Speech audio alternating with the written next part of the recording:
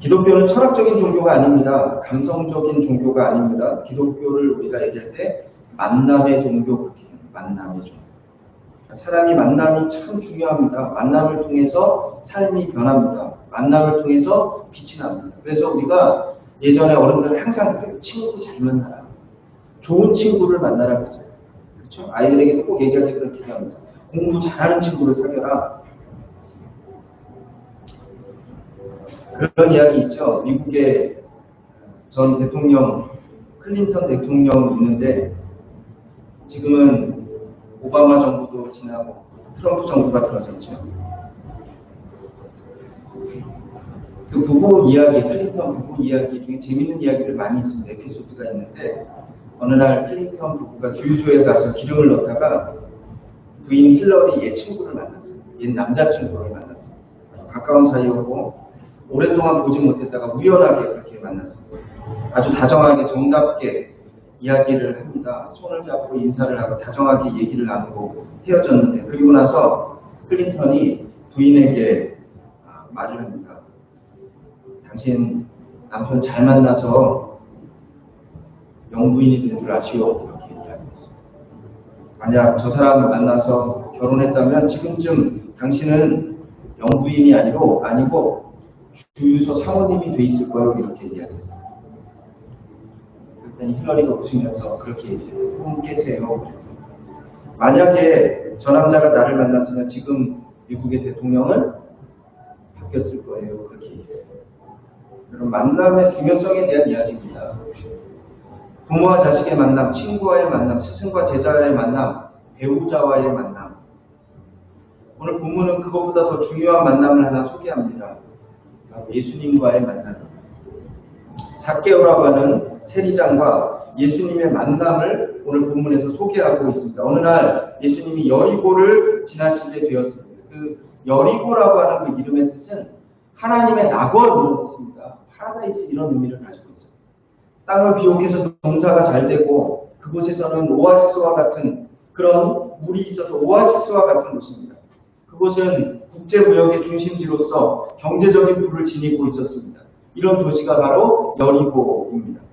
그 도시에 사는 한 사람이 있었는데 그 사람의 이름이 오늘 본문에 나와 있는 삭개오라는 사람입니다. 오늘 본문 2절에 보면 삭개오에 대해서 그렇게 소개합니다. 삭개오라고 이름하는 자가 있으니 세리장이요 또한 부자라 이렇게 소개합니다. 세리장이고 부자다. 당시 로마 식민지 시대입니다. 도시마다 현지인 세무관리를 두고 있었습니다. 성경에 보면 세리라고 하는 사람들이 바로 로마의 세무관리입니다. 세무관리. 로마 식민지 세법은 아주 특이합니다. 어떤 세법이냐면 이 세리라고 하는 사람에게 전권을 다 부여를. 각 도시마다 세금 할당량이 있어요. 국가에서 내리는 세금 할당량이 있는데 세리들은 그 도시에 할당된 세금만 국가에 이렇게 상납하고 나면 나머지는 자기 마음대로 징수할 수가 있었습니다. 그러니까 예를 들면 이거죠. 한 도시에 세금이 2만 원이에요. 2만 원. 그러면 세리는 그 도시의 사람들에게 5만 원을 책정할 수 있습니다. 6만 원도 책정할 수 있습니다. 그리고 그것을 받아서 2만 원만 로마에다가 딱 상납하면 나머지는 다 누구 것이 되냐면 내 것이 됩니다. 여러분 그게 합법적인 겁니다. 이거 불법 아니고 로마의 세법입니다. 이것이. 그러니까 대부분 세리는 부자일 수밖에 없습니다. 그래서 세리에게 붙여진 별명이 있었어요. 당시. 그게 뭐냐면 면허증을 가진 강도. 면허증, 이게 합법적이니까. 면허증을 가진 강도가 바로 세리에게 붙여진 별명입니다. 오늘 본문에서 보면 이 삭개오는 그것도 세리장입니다. 세리장. 부자라고 소개합니다. 세리장은 지금으로 얘기하면 세무서장입니다. 세무서장. 아주 높은 지위의 사람입니다. 생각해 보세요. 여리고는 아주 부자 도시예요. 비옥하고 부자 도시입니다. 그런데 이 도시의 세리장. 당연히 부자겠죠. 당연히. 우리가 아는 것처럼 세리는 이스라엘 동족들로부터는 멸시받는 대상입니다. 로마의 앞잡이다, 매국노다, 배신자다 그렇게 취급을 받았습니다. 이 세리는 아무도 상종하지 않았습니다. 그러니까 거지가 국어를 해요. 국어를 앉아서 국어를 하다가 세리를 만나면 적선을 받죠. 세리가 이렇게 돈을 주면 적선을 받습니다. 그런데 모르고는 받아요. 근데 만약에 지나가다가 그 사실을 알게 되면 그러면 나중에 되돌아와서 그것을 집어 던졌다는 거예요. 이렇게 더러운 돈은 받지 않겠다. 이게 바로 세리입니다. 세리. 거지에게도 멸시를 받았습니다. 성전에는 들어갈 수도 없었습니다. 그런데 어느 날 이 삭개오에게 한 가지 소식이 들려왔습니다. 예수님이 여리고를 지나가신다. 이런 소식입니다. 누가복음 19장 3절 말씀 한번 같이 한번 읽어볼까요? 누가복음 19장 3절입니다. 시작.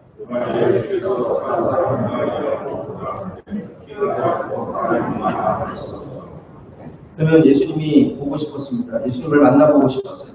원문에 보면요, 예수님을 보고자 하되 이렇게 기록되어 있지만 이 원문은 그런 뜻입니다. 예수님이 그 보고 싶은 그 마음이 오랜 시간 꾸준히 지속됐다는 얘기예요. 그런 의미. 그러니까 예수님이 여리고를 지나가신다 그 소리를 듣고 잠깐 만나고 싶은 마음이 있는 게 아니고 오래전부터 예수님의 소식을 듣고 예수님 만나보고 싶다. 그래서 오늘 본문에 보면 이제 삭개오가 예수님을 만나기 위해서 나아갑니다. 그런데 만날 수 없는 장애가 발생을 했어요. 우리가 읽었죠? 많은 사람들이 예수님을 만나고 싶습니다. 예수님께 나오고 싶습니다. 그런데 예수님 앞에 나올 때 장애물들이 있어요. 오늘 본문에 보면요, 삭개오에게도 장애물이 있었어요. 첫 번째, 예수님을 둘러싼 많은 사람들 때문에 예수님께 나아갈 수가 없습니다. 이게 장애물이에요. 세상에는요, 예수님을 만나고 싶은 사람들이 참 많이 있습니다. 그런데도 불구하고 그들이 만나는 첫 번째 장애물은 무엇이냐면 예수님 주위에 있는 사람. 예수님을 만나기 위해서 교회에 나오죠. 그런데 예수님을 만나기도 전에 누구를 만나냐면 교회에 다니는 사람들 때문에 시험이 되는 경우가 참 많이 있어요.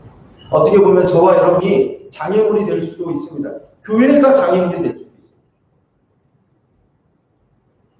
그 결국은 그 장애물 때문에 예수님을 만나지 못합니다. 이게 바로 첫 번째 장애물입니다. 사실 요즘 한국교회를 보면 참 많이 걱정됩니다. 한국교회를 보면서 젊은이들이 교회를 떠난다는 소식들을 되게 많이 듣습니다. 실망하고 외면합니다. 기존에 믿었던 성도들을 바라보면서 실망하는 사람들이 참 많이 있습니다. 예전은 그러지 않았는데. 여러분, 우리가 장애물이 되어서는 안 됩니다. 오히려 우리가 예수님께 인도하는 사람이 되어야죠. 가끔 그런 분들 만날 때 있습니다. 교회 오세요. 그러면 그렇게 얘기해요. 나는 누구 때문에 안 간다. 그 사람 아직도 교회 다니지만 그 사람 때문에 교회 안 가요. 이런 이야기를 듣습니다. 마음이 아프죠. 여러분, 본문에 보면 삭개오가요, 장애물을 만났다니까요. 그게 저일 수도 있고 여러분일 수도 있고.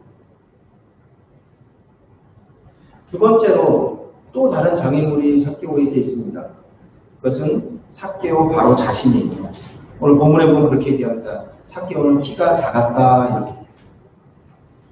사람이 많아도 키가 크면 멀리서라도 이렇게 볼 수 있지 않겠어요? 그렇죠? 키가 크면 예수님을 볼 수 있습니다. 그런데 삭개오는요, 자기 자신의 문제도 가지고 있어요. 자기 자신의 장애가 있습니다. 키가 작았어요. 그러니까 때로는요, 자기 스스로가 장애물일 때가 있어요. 자신의 문제 때문에 예수님을 만나지 못하는 사람이 참 많이 있습니다. 저 같은 사람은 제가 어떻게 교회를 나가겠다 이런 사람도 있어요. 이게 바로 두 번째 장애입니다. 대부분 사람들은 이렇게 장애물을 만나면 포기합니다.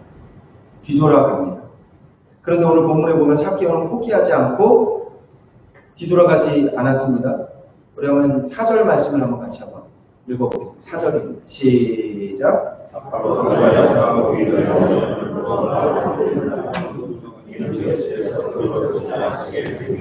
여기 아주 중요한 두 개의 동사가 나옵니다. 첫 번째, 앞으로 달려갔다. 두 번째, 위로 올라갔다. 장애를 만나고 삭개오는 오히려 앞으로 달려갑니다. 그리고 위로 올라갔습니다. 어디로 올라갔는가? 옛날 우리 어렸을 때는 어디로 올라갔다고 알고 있었냐면 아세요? 무슨 나무? 뽕나무라고 알았어요. 뽕나무. 옛날 노래도 있어요. 뽕나무 가지 위로 올라갔어요. 뽕나무라고 해서 뽕나무. 그런데 사실은 뽕나무 아닙니다. 오늘 지금 성경은 바뀌었지요. 뭐라고 바뀌었냐면 돌, 감람나무 이렇게 바뀌었어요.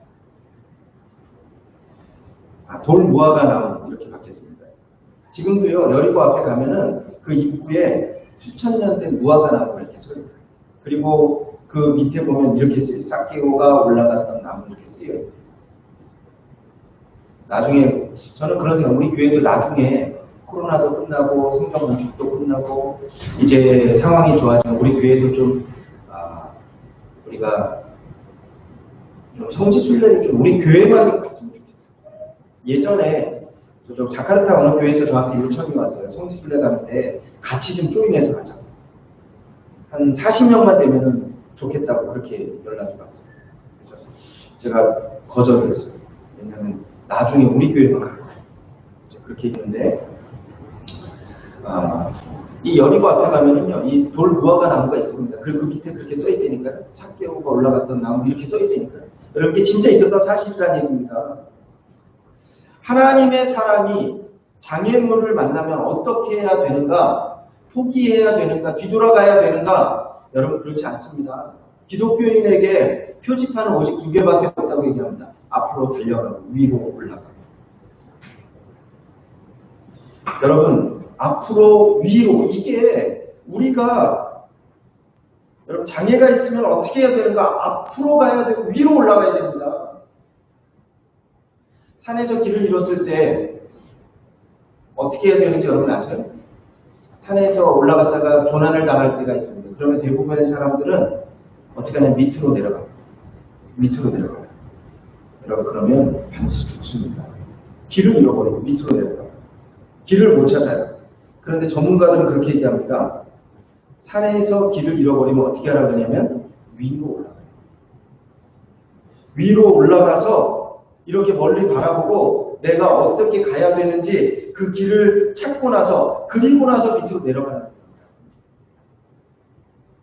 우리 성경에 보면 중풍병자를 침상에 메고 왔던 사람들의 이야기가 나옵니다.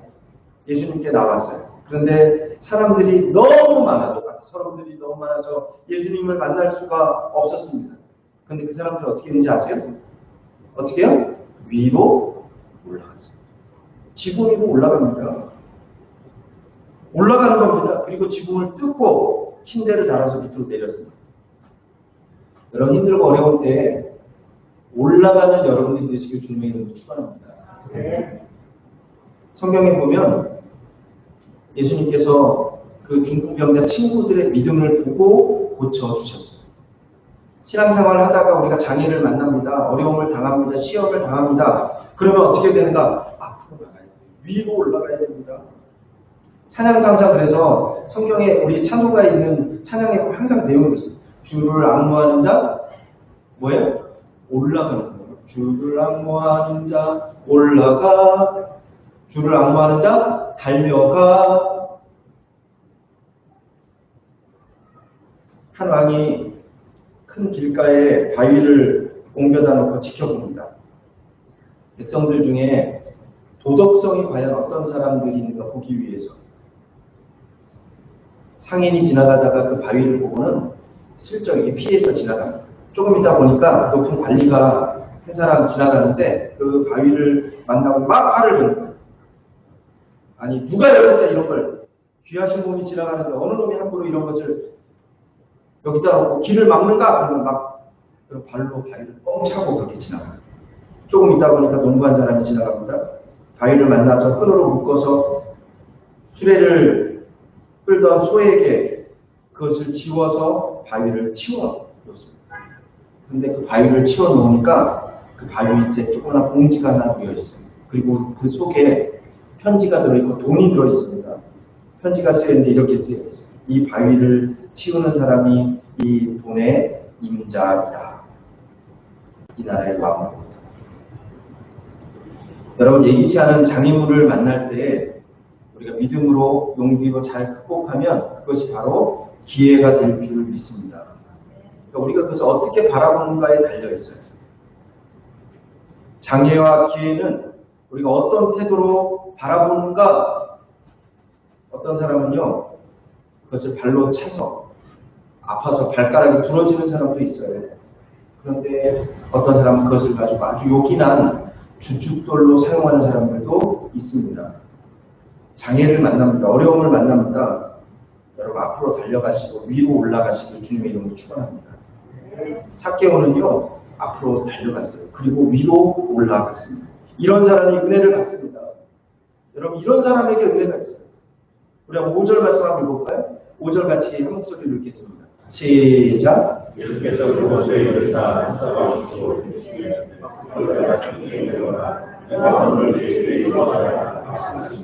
삭개오야, 예수님이 밑에서 삭개오를 부르십니다. 삭개오야, 속히 내려오라. 내가 오늘 네 집에 유하여야 하겠다. 여러분, 이게 얼마나 감격스럽겠어요. 예수님이요, 삭개오의 이름을 아셔야 되니까요. 이름을 안다는 것은요, 모든 것을 안다는 거예요. 왜냐하면 소그룹 강의를 듣다 보면 그런 이야기를 합니다. 어떤 사람이 어느 집단에, 어느 그룹에 들어갔다가 그 그룹을 떠나지 않는 조건들이 몇 가지예요. 절대로 떠나지 않는 조건. 그 중에 하나가 뭐냐면 적어도 자기 이름을 아는 사람 6명이 있으면 이 사람은 절대로 떠나지 않아요. 6명. 그러니까 여러분, 우리 교회에 새로운 성도들이 오잖아요. 그러면 그분들의 이름을 불러줘야 돼요. 인사줘야 돼요. 그러면 안 가요. 교회 와도 아는 척도 안 하고 인사도 안 하고 이름도 모르고 그러면 그 문제가 있어요. 여러분, 적어도 6명.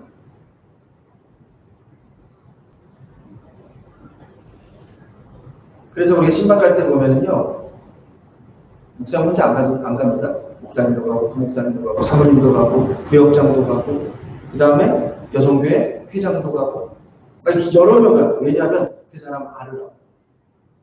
요즘은 코로나 때문에 그렇게 못해요. 요즘은 사실은 신방은 해야 됩니다. 여러분, 신방 받아야 될 이유가 있거나 제목이 있거나 그러면 신방을 요청하세요. 그러면 최소 인원 갑니다. 저 가고, 교역자들 가고, 부역장 가고, 때로는 부역장 안 가고 교역장만 가고. 여러분, 이름을 안다는 것은, 성경에서 이름을 안다는 것은요, 모든 것을 안다. 그 사람을 모든 것을 안다. 삭개오야, 내려와라. 주님이 삭개오의 이름을 아셨어요.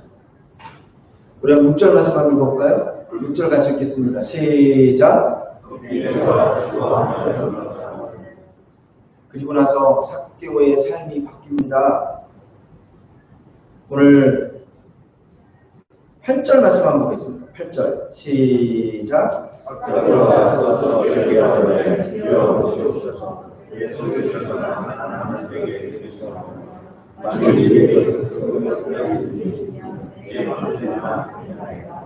이게 무슨 말인지 아시겠어요? 소유의 절반을 가난한 자들에게 다 주고, 그리고 혹시 소색한 일이 있으면 4배나 갚겠나이다. 그런데 삭개오의 재산은 다 남의 것을 다 빼앗은 것이에요. 이렇게 다 주고 나면 남는 게 삭개오에게 하나도 없어요. 지금은 부자입니다. 알부자라고 해요. 알부자예요. 그런데 알거지가 될 수 있습니다. 그러니까 그렇게 얘기해요. 많은 목회자들이 그렇게 얘기합니다. 이 땅에서 회개하고 그 값을 가장 많이 지불한 사람이 누구일까? 바로 삭개오가 아닐까? 이렇게 삭개오. 천국 비유와 똑같습니다. 진주를 구하는 장사, 좋은 진주를 발견하고는 모든 것을 다 팔아버렸어요. 이게 바로 천국 비유거든요. 천국을 만나고 모든 것을 다 어떻게 해요? 다 팔아버렸어요. 결단합니다. 예수님을 만난 삭개오의 삶이 변했습니다. 저주와 증오와 멸시의 대상에서 이제 사랑과 존경의 대상으로 바뀌어졌습니다. 우리 기독교 전승에 의하면 삭개오, 이 세리장, 여리고의 세리장이었던 삭개오가 나중에 어떻게 되었는가, 후에 가이사라라고 하는 지방 교회의 감독이 되었다. 그렇게 전승으로 전해져요. 목사님이 되었다는 거예요. 놀라운 인생의 변화가 있었습니다. 예수님을 만난 삶이 변했습니다. 우리가 우리 인류의 역사를 이야기할 때 뭐라고 하면 그렇게 BC와 AD 이렇게 참 이게 얼마나 성경적인지 모르겠어요. BC, Before Christ, 예수님 만나기 이전, AD, 아노 도미니, 주님 오신 이후. 인류의 역사를 구분할 때도요, 가장 중요한 사건이 뭐냐면 예수 그리스도입니다. 예수 그리스도. BC, AD 그러잖아요. 지금은 AD 몇 년이에요? 2020년. 2020년에 가장 중요한 사건은 코로나, 이거 다 기억해요. 여러분, 인류 역사에 있어서 가장 중요한 사건은 예수 그리스도입니다. 개인의 삶에 있어서도 가장 중요한 사건은 예수 그리스도죠. 예수님을 만나기 전과 예수님을 만난 이후의 삶. 하프타임이라고 하는 책이 있습니다. 밥 호포드라고 하는 분이 하프타임을 썼는데 그분이 그 책에서 그렇게 얘기합니다. 인생의 전반전에서 나는 자신을 위해서 살아왔다. 돈을 최고의 목표로 살아왔다. 그러나 인생의 후반전은 나의 업적이 아니라 돈이 아니라 정말 의미 있고 보람 있는 일을 찾아서 해야겠다. 그리고 그 결심의 중심에는 예수 그리스도와의 만남이 있었다. 이렇게 얘기합니다. 예수님을 만난 사람은 삶이 변해야 됩니다. 개인이 변해야 되고 그래서 이웃이 변하고 사회가 변하고. 여러분에게 한번 질문해 볼까요? 여러분은 변했습니까?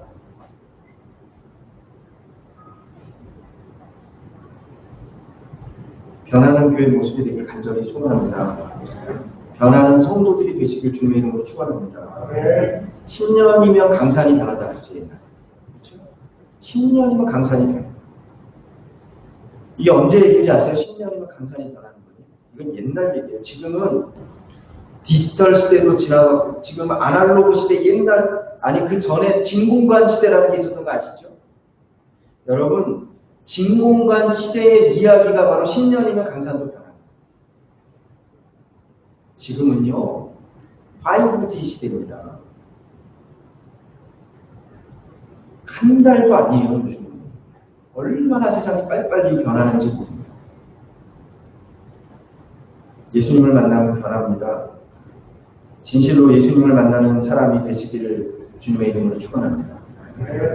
그럴 때 우리가 변하고 교회가 변하고 또 우리를 보면서 세상이 변하는 그런 놀라운 역사가 있고 주님의 이름으로 축원합니다. 지금 우리가 우리 스스로를 위해서 기도해야 되고요. 교회를 위해서 기도해야 됩니다. 다시 한번 기도하겠습니다.